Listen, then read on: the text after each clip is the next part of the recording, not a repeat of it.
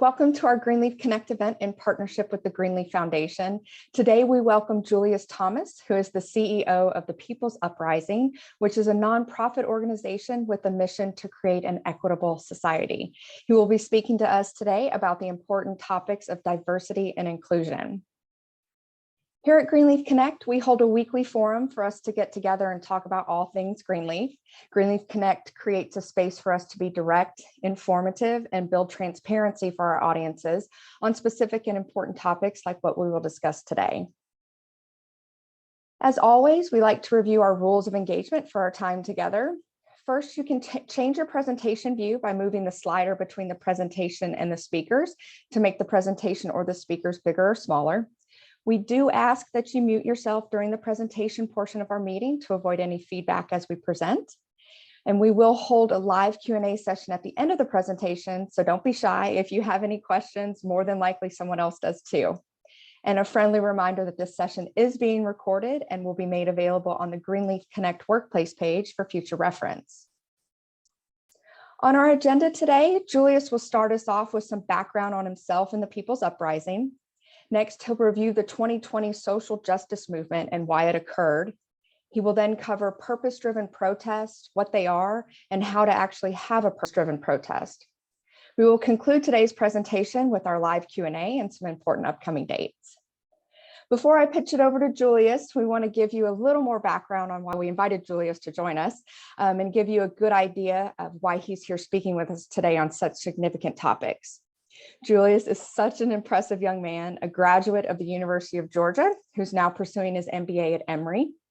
His passion for community is evident through his activism and support of underserved communities. He's taken on the role of being the change we want to see in the world by bridging the gap between local, state, and government officials to young activists and community supporters, ensuring that equity is the priority.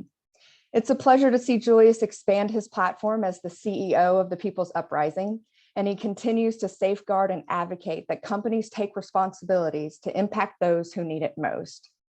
It is our honor to welcome our Black History speaker, Mr. Julius Thomas. Welcome, Julius. Thank you, Natalie. Thank you all for attending today. I consider it a huge honor to be able to present in front of you all today.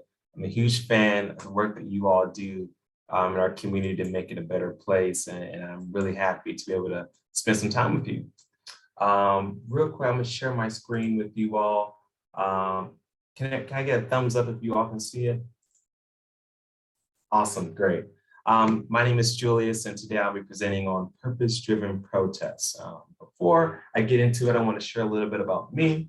I'm 25 years old. I stay here in Atlanta, Georgia. I work for a company called Marsh McLennan. We're a risk management global firm based out of New York, but we're global and we have an office here in Atlanta, which I report into. Like Natalie said, I'm currently an evening MBA student at Emory University. So pray for me. It is midterms and final time already. I don't know how that's happening, but that is kind of my life right now. And also I'm a sports lover. I love sports of all range. Growing up, I played 5 sports. I did basketball, football, tennis, track, and baseball. Basketball being a personal favorite of mine. I'm a major foodie. I love following Atlanta Bucket List on Instagram to check out the best new restaurants that are happening and coming up in Atlanta. And if you have any good food recommendation spots, please use that chat feature and send them my way. I would love to try them out. Of course, I'm still riding on a high horse. I am the graduate of the University of Georgia, the 2022 national champions. So we're still really excited about that. It's been 40 plus years, so I think you have a right to be really happy. I'm also newly engaged. That my fiance, you'll see her on the screen, her name is Ashley. We're planning our wedding for October of this year. So wedding season is an all-time high right now. So we're really excited about that. And also to the bottom right, you'll see my family, my dad, my sister, my mother, and our two dogs, Jade and Vanna. Jade runs everybody, and Vanna's the best cuddler you ever find. And then there's a picture of downtown Atlanta, Georgia, near the Ferris wheel, and that's just to say I love Atlanta. I love everything about Atlanta. I love the rich history that we have as a city. I love the culture that we exemplify. I already said it, I love the food. But our city is special, and our future is extremely bright. And I'm just so happy to be a part of this amazing movement and transformation that we're experiencing. And lastly, you saw on the last bullet, as Natalie explained, I'm now the CEO of a nonprofit organization called the People's Uprising. Our mission statement is to build bridges between government, private corporations, and underserved families to create an equitable society. And I would love to give you a little bit more context on TPU. You heard me say TPU, it stands for the People's Uprising. We started in the year 2020. We originated as a task force that was created to help ease racial tensions at the time. We were created with the leadership of former council member Antonio Brown, Representative Park Cannon, now Congresswoman Nikema Williams, and also Representative David Dreyer, and Vice Chair of Fulton County Commissioner Natalie Hall, to bring a collaborative table of influencers, activists, young people, and elected officials to all come together to think about solutions during a very high intense moment in 2020. And since that time, we developed out of a task force and into a nonprofit.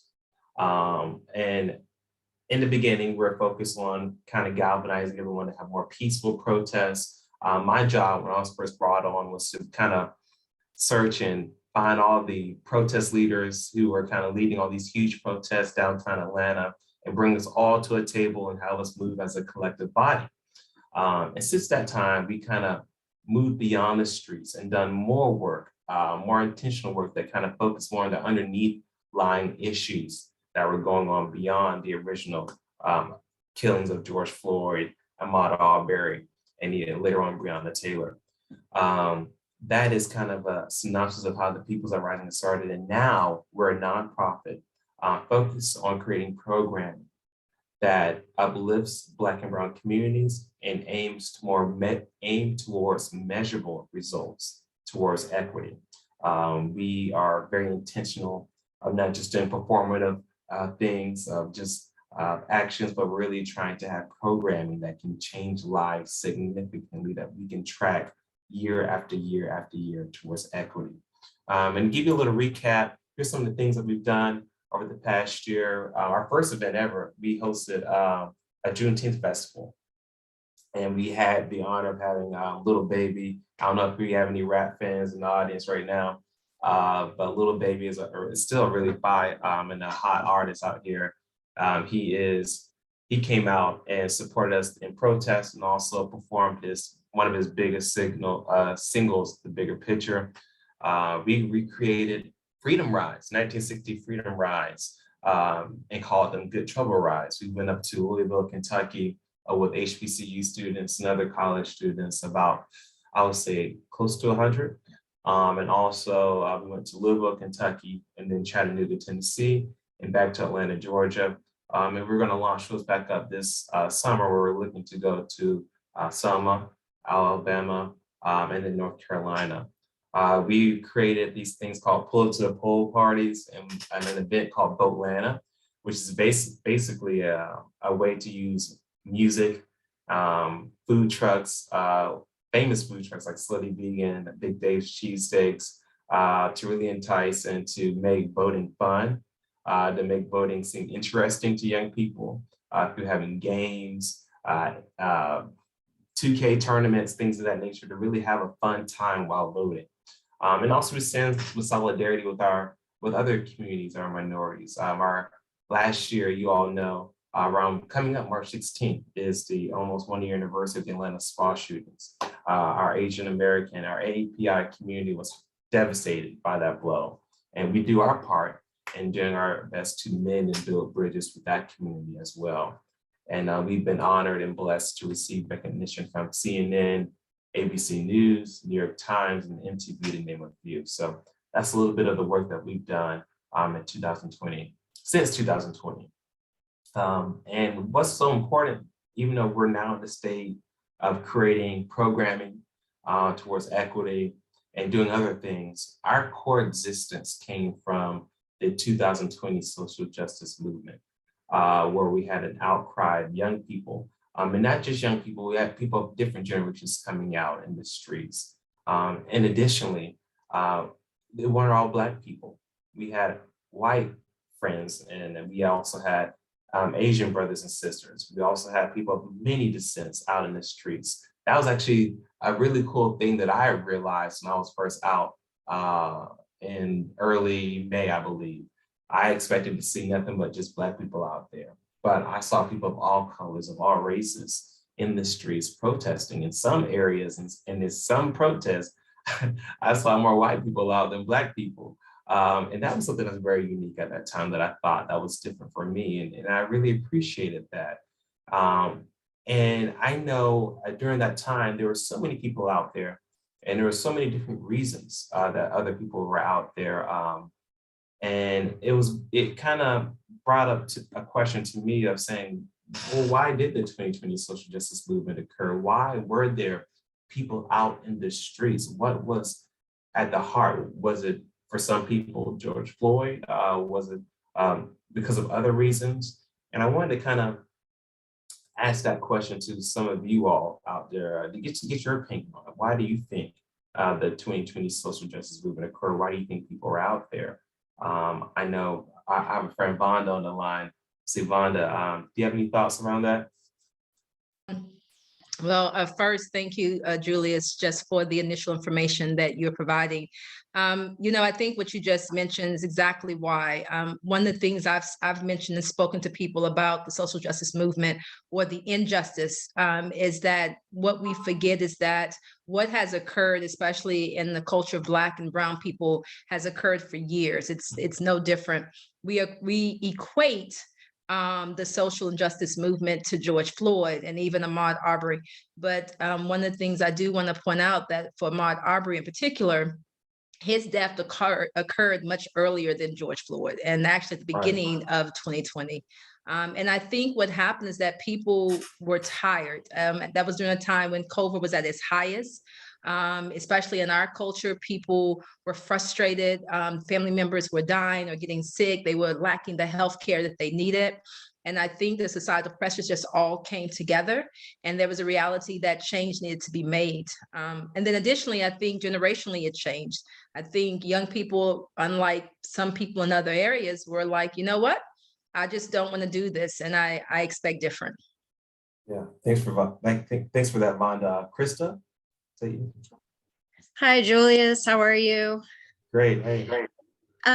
We got to talk when Antonio started to run, or when he first started with his mayoral run. And so I'm really glad to see you again. And so happy Vonda brought you. On top of what Vonda said, the thing that I can say, as you are discussing sort of the changes where you had the expectation that there would only be Black people out at protesting, and all of, you weren't expecting the sort of allyship. And I think what really, on top of what Vonda has said, is that I think growing up in the South as a white woman,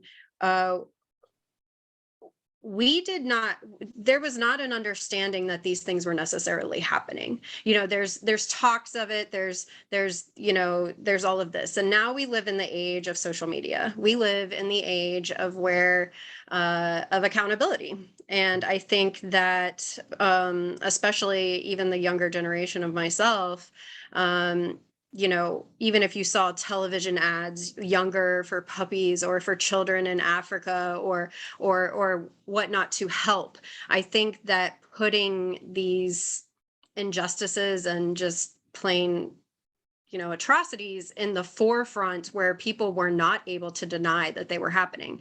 There is actual proof that there is happening without, when you have the police officers just telling you essentially that, oh no, this didn't happen. We always believe the police. We always do this. We've always been taught to, follow the rules.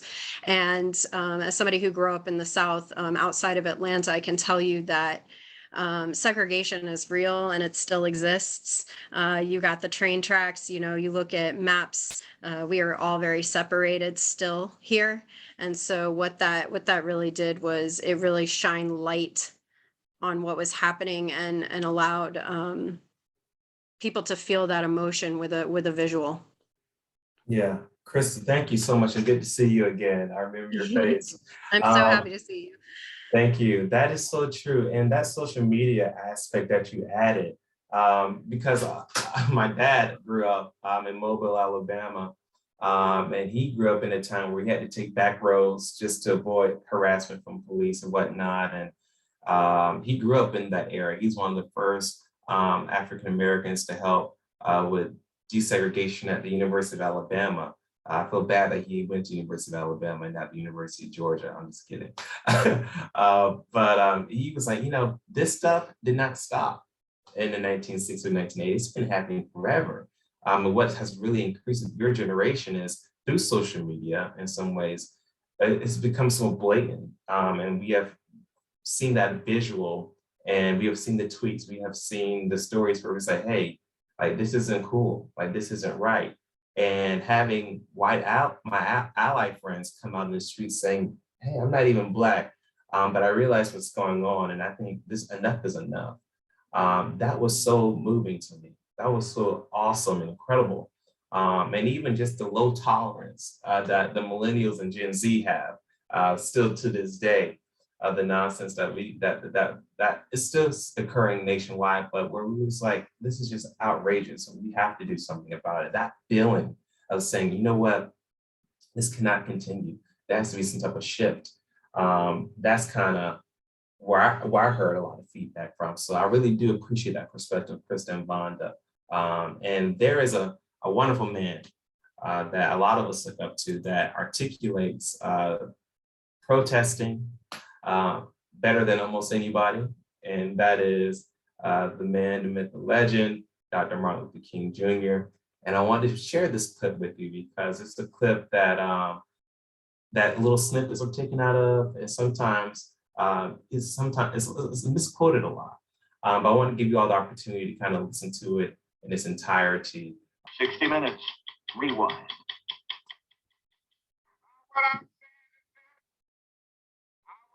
All of us to believe in nonviolence, but I'm here to say tonight that if every Negro in the United States turns against nonviolence, I'm going to stand up as a lone voice and say this is the wrong way.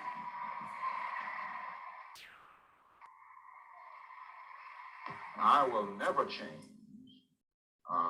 in my basic idea that nonviolence is the most potent weapon available to the Negro in his struggle for freedom and justice. I think for the Negro to turn to violence would be both impractical and immoral. There is an increasingly vocal minority who disagree totally with your tactics, Dr. King. There's no doubt about that. I will agree that there is a group in the Negro community advocating violence now. I happen to feel that this group represents a numerical minority. Surveys have revealed this. The vast majority of Negroes still feel that the best way to deal with the dilemma that we face in this country is through nonviolent resistance. And I don't think this vocal group will be able to make a real dent in the Negro community in terms of swaying 22 million Negroes to this particular point of view. And I contend that the cry of Black power is at bottom a reaction to the reluctance of white power to make the kind of changes necessary to make justice a reality for the Negro. I think we've got to see that a riot is the language of the unheard. And what is it that America has failed to hear? It has failed to hear that the economic plight of the Negro poor has worsened over the last few years. How many summers like this one do you imagine that we can expect? Well, I would say this, we don't have long. The mood of the Negro community now is one of urgency, one of saying that we aren't going to wait. that we've got to have our freedom. We've waited too long. So that I would say that every summer we are going to have this kind of vigorous protest. My hope is that it will be nonviolent. I would hope that we can avoid riots because riots are self-defeating and socially destructive. I would hope that we can avoid riots, but that we will be as militant and as determined next summer and through the winter as we have been this summer. And I think the answer about how long it will take will depend on the federal government, on the city halls of our various cities, and on white America to a large extent. This is where we are at this point, and I think white America will determine how long it will be and which way we go in the future. Even Senator Jacob Javits asked the question recently. He said that he was a slum resident, but he and some of his fellow Jews were able to make it out of the ghetto on the Lower East Side. The same thing is true with lots of Irish, Italians. And he asked the question why the Negro finds it so difficult to make his way up out of the ghetto. Well, number one, no other racial group has been a slave on American soil. It's nice to say other people were down and they got up. They were not slaves on American soil. The other thing is that the Negro has had high visibility. And because of the prejudices existing in this country, his color has been against him. It's been against him, and they've used this to keep him from moving up. In the final analysis, when you say to a man that you are in this position because of your race or because of your color, you say to that man that he can never get out of it. Other racial groups have been able maybe to change the accent or change the names, but the Negro can't. I think that quote, that whole interview is like spot on, and even helps like, be a support to Vanna's comment earlier that it's much deeper. There's so many other issues that kind of got people out to protest, and to share with you all today my reasons. I'll be lying if I said I wasn't angry, if I didn't feel a sense of sadness around the unjust killings of unarmed Black Americans. That was a huge reason that I came out in protest. Secondly, the causes and effects of generational poverty. That was a huge piece because I saw the effects. I grew up in an impoverished neighborhood, and I saw the effects, and I saw the effects that it had on my friends. And sometimes they were put in positions where it was the only option that they didn't have the many options that I had, that I was able to gain, and that struck me, that I didn't want every Black American, Black and Brown American, people in general, to be suffering by the hands of generational poverty that has gone unaddressed for decades and decades. Thirdly, systemic racism that have blocked equitable pathways to success in corporate America, in my world. I was upset seeing and discouraged seeing a lot of the top people in the C-suite level being of all one color, one mindset, and all the supporting level individuals were extremely diverse and full of Black people that never really got that fair shot at taking that next level, and also overly qualified minorities who are still stuck at the bottom. I was kind of tired of that. And lastly, the reason I went up for protest was for emotional release and the mental comfort that I received being around other like-minded individuals who just wanted to champion respect and dignity and fairness for all humankind. Those were some of my reasons for protest, and some reasons I heard from my other friends of the reason that they went out into the streets. But like I said with TPU, we originated from the 2000, really got really popular, got really big during the social justice movement, being out in the streets of protest downtown. But there is so much more protests that need to be held outside of being in the streets. And that's where I get from purpose. That's where I receive purpose-driven protests, that it lives beyond the streets. That's the work that needs to continue beyond being on a bullhorn.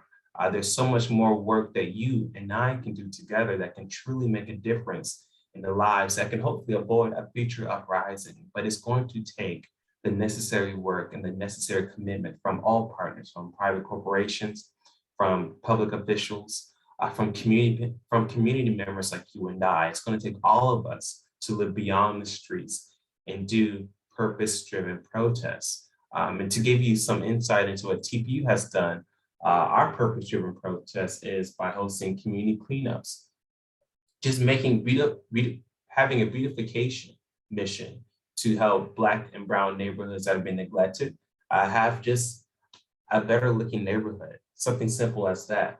Registering people to vote. That is a huge purpose-driven protest. And not just doing it in a bipartisan way, but doing it in a nonpartisan format that really let people know, hey, like you have the right to vote. In whatever way you decide, you need to utilize your right to vote. And so many times for years, minorities have not realized or embraced their power into voting from their perspective. So really injecting that power, helping spread the message of hope to people who may not have voted before, that they have power and that their power have impact. And lastly, even something simple as in fresh food, fresh produce. We're partnering with local restaurants and major food distributors we did partner with local restaurants and major food distributors to help dish out fresh food and healthy options in underserved communities. A lot of, in District 3 of Atlanta, Georgia, there's an area where the only thing that they have is kind of it just says food market, and it's a whole bunch of just frozen food. Some food that's expired, some food that's extremely not healthy. And of course, that increased obesity rate, the increased diabetes rate in that area. And as a result, you have people dying early, you have people accumulating diseases at an early age when they really shouldn't be if they had fresher options. That's something that TPU took on responsibility to try and help out with. And this summer, we're launching 2 programs. Program Root.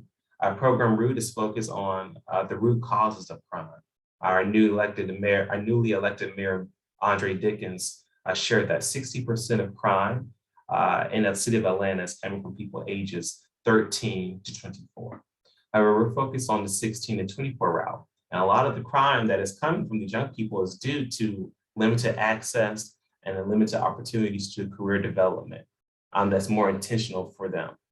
And what we're seeking to do is providing 4 pathways: education, entrepreneurship, entertainment, and engagement. Education is really teaching them whatever tools that they need that is aligned with their passion. If they want to learn about NFTs, we'll have people who can teach about NFTs. If they want to learn about financial literacy, we have a partnership with JPMorgan Chase to continue the Advancing Black Pathways program to help them know how to balance their money correctly. And also entertainment, realizing that everybody can be an amazing singer or an actress, but there's so many other trade skill jobs that these young people can obtain that can help them live great lives to avoid having to feel the need to steal because they can afford stuff on their own. And then the other E, entrepreneurship. Our target audience for this program is the water boys and the scooter boys. And a lot of a tagline that was said, these are marketers, these are sales guys. And I'm like, yeah, sure. I'm sure they have a lot of ideas. Let's find a way to put those ideas on paper and build a business case that can hopefully get them to earn startup money to be able to launch their own business. So we're partnering with the Russell Center of Innovation to help make that happen. And lastly, engagement. Teaching these young at-risk youth the importance of building relationships with their city council members, attending their NPU meetings, and also registering their friends to vote. That's Program Root. Then People's Markets. That's our intentional effort to create fresh community markets in food desert locations. So we are going to be partnering with the Black Farmers Association to help them finally get access into a market to help other people buy products from them, and also to help the community benefit from fresher ingredients. We are looking to, right now, we're exploring nonprofit partners and other private corporations who have expressed interest in making this initiative happen. Those are some examples of purpose-driven protests that we're seeking to do as the People's Uprising. But I know you're not an organization, you're probably asking, how can I have purpose-driven protests? And I want to leave you with a few tips that I learned along the way is first, realizing that inequities exist, that we cannot pretend that, oh, this is a fair, I mean, that everybody has a fair and equal. No, there are some systems that exist that do pit some minorities at a disadvantage. That's not so much saying, trying to grow a detest to our great country, our amazing country, but realizing that we have issues, that we aren't perfect, and that we need to do better. So that's the first thing, just being honest that those inequities exist. Second, educate yourself on issues from reliable sources. When I say reliable sources, I do not mean Twitter or other social media places, but trying to find some really good websites, reading on credible books from credible authors that can educate you, whether Black or white, on the issues that you're passionate about trying to have a help in. That is really important. Thirdly, playing your role on the team. Everybody doesn't need to be in the streets. Everyone doesn't even like to be in the streets protesting. But what we needed in 2020 were people who can go to Target and get water for us. We also needed people who are good at social media, who are good with graphic design. Everyone has a special role in this movement that they can play. You have special gifts, special talents, special connections that you can help in uplifting Black and marginalized communities. Also, being intentional and unapologetic in your support of diversity, equity, inclusion, and access. This is something that you cannot come into the game 40% charged up about. You have to be 100% dedicated. I'm not saying you have to be in the alley of sleeping and eating and breathing, social justice movement, but really internally and in your mind, knowing that you aren't going to turn a blind eye to injustices that you see, that you're willing to speak up, that you're willing to lend a helping hand when you can. And then lastly, a huge piece of advice is to realize that you are not the savior, but you are enough. I'm not here to be Dr. Martin Luther King Jr. or Malcolm X or Nelson Mandela. I'm here to just be Julius and to play my role in a way that I think could be helpful to the overall movement. And here's some examples that you can take in your areas to help with purpose-driven protests. Your purpose-driven protest could be just voting and you encouraging others to vote. Speaking up in the workplace, like I said earlier, intentionally supporting Black-owned businesses. That's a huge piece because lack of a huge consumer base is a huge issue for these Black-owned businesses, that they don't really get the attention and support from the community that they should. So sometimes, we can go to Walmart, we love Target, we love Whole Foods, but there's some products that you could possibly explore and try out with a Black-owned business. And of course, that has ripples effect in promoting equity and providing capital to these families so they can be able to survive and thrive in their communities. Being an active ally. Point number 2, speaking up as an ally. When you see something's not going right with another minority member, that's being an active ally. Another piece of active allyship, I believe, is just listening. The ability to listen is a huge, huge way that you can be an active ally, and being and having empathy when you're listening and not trying to approach the situation that you have all the resources in the world or that you have all the answers, but just wanting to come from a place of learning and understanding. That'd be an amazing way of being an active ally. And lastly, challenging your organizations, whether that's in the nonprofit space or private corporation space like mine, to create programming that is aimed towards defeating generational poverty and systemic racism. And also, I forgot to say, challenge your government and your elected officials to be more intentional in programming that could help alleviate systemic issues that occur in our nation. To give you an example, at my company, Marsh, I realized that we are fortunate to house 80% of the Fortune 100 companies. We are over $10 billion organization. And I was taking a look at our client portfolio and I saw that we had little to no Black-owned companies in our client portfolio in the city of Atlanta, Georgia. There was so many amazing Black-owned businesses that fit our revenue threshold. We weren't doing our part in reaching out to them. And of course, Risk management and insurance is a huge piece to a business model. So what we're doing now through an initiative that we're calling Marsh McLennan for Equity, we are intentionally seeking out to service and support minority-owned businesses in a way that we've never done before, and also creating unique insurance products to help meet people where they are and to help them grow, to build towards equity. So those are examples of using our expertise as a corporation that is really doing great wonders hope in the lives of some Black-owned businesses and really starting a good trend to more towards prosperity.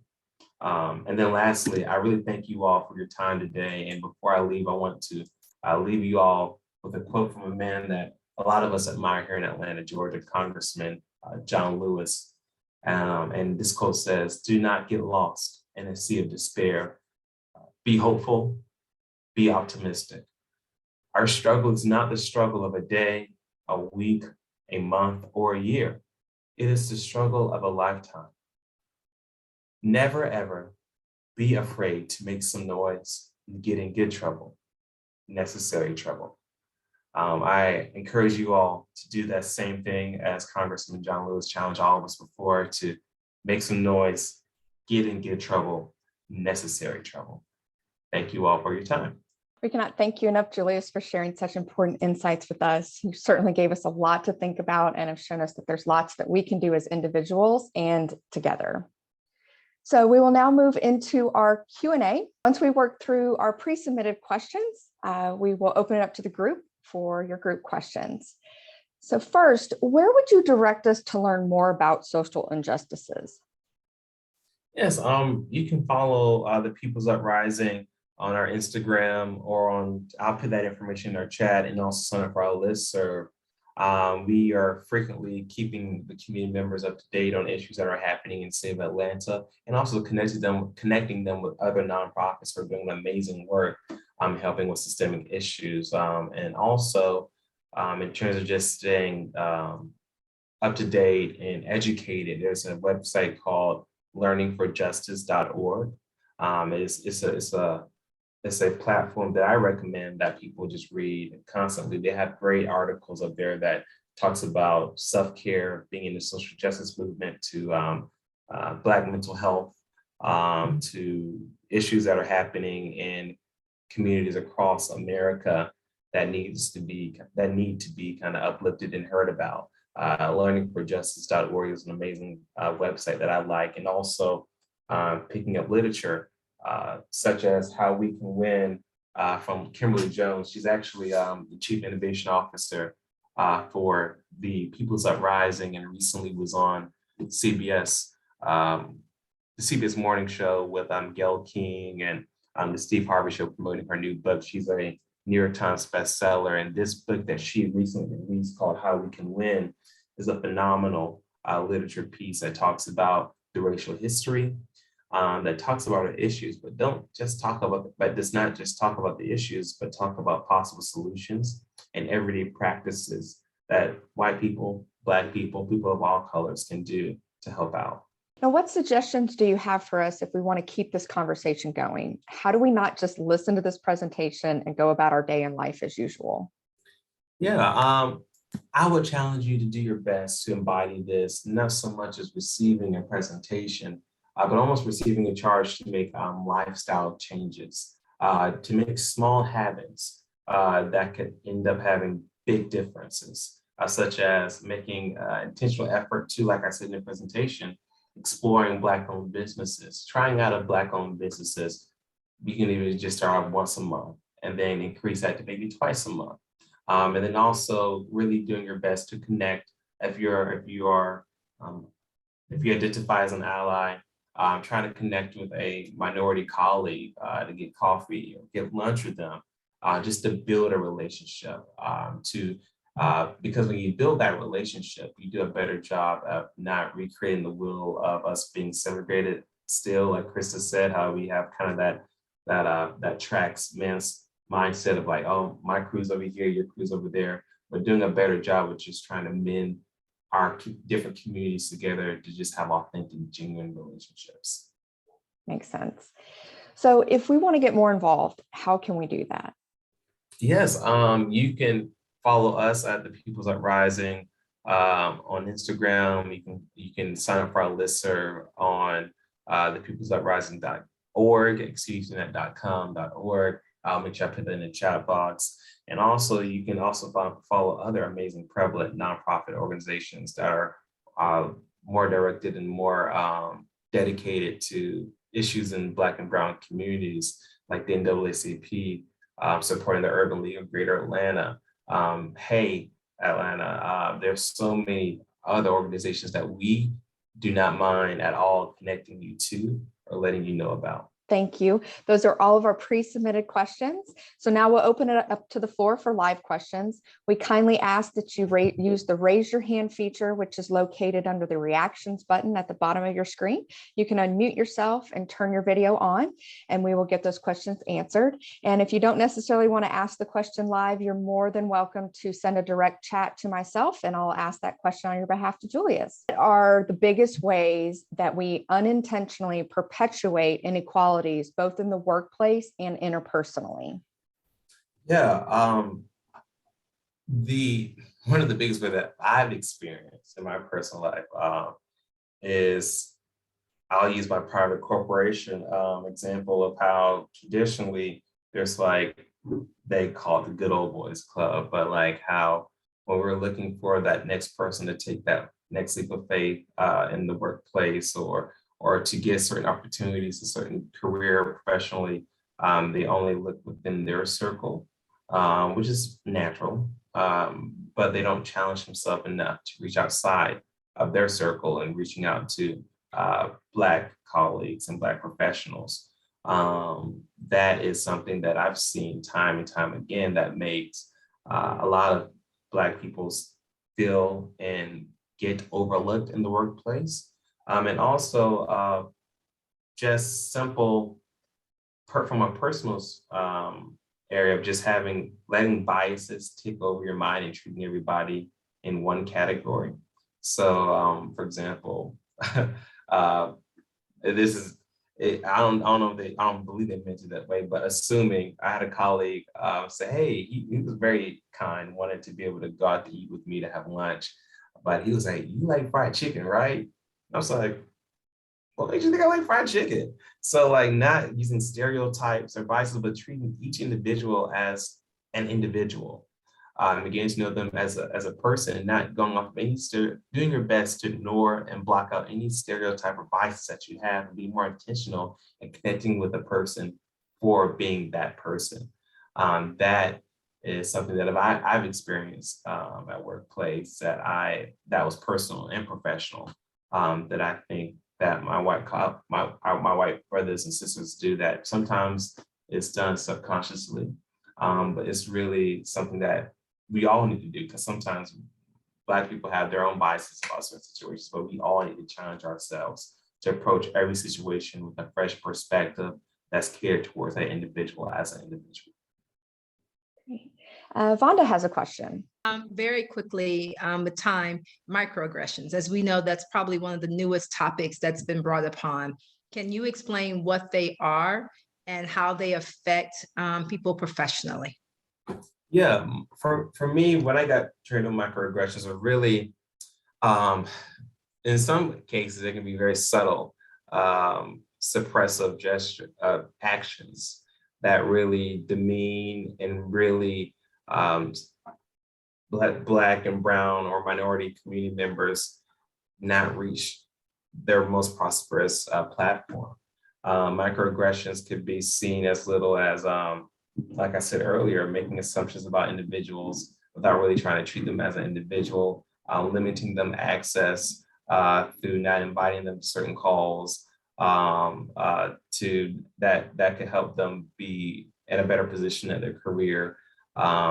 Microaggressions are very hurtful, that are very apparent and very active all over, not just in private corporations, but just in life in general.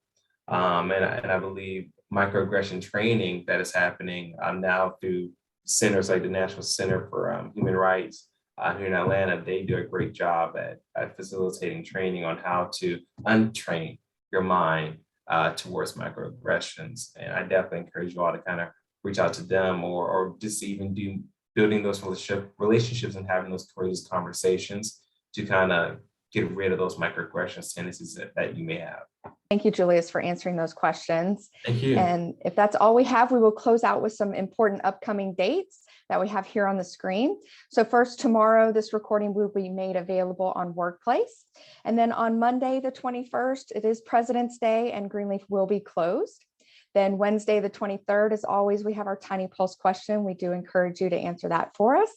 And then on Friday, February 25th from 5 to 7, we do have our Unearthing 1-year anniversary party, which you guys have all been invited to. Now, we do ask that you RSVP through the calendar invite and definitely bring a chair. Then for our Greenleaf Connect schedule, we have a new deal launch coming up today at 3 o'clock for West Park Center, so join us for that. Then on the 24th, we have an exciting presentation with our very own Vonda Marlborough on philanthropy and volunteering. You don't want to miss that one. And last but not least, our friendly reminder to log into our Kudo platform to start some exciting development programs. If you didn't receive your login email or you have any questions about the system or programs, just reach out to me. I'm happy to help. Again, the program is free of charge for the courses listed under the My Courses section of the platform. You have your own personal online account, which tracks all of your participation, so you don't have to do that on your own. You have access to over 800 online courses from language classes to communication skills and software programs. So thank you all again for participating in today's session, and we look forward to seeing everyone hopefully at 3 o'clock, and if not, next week. Thanks again and enjoy your day.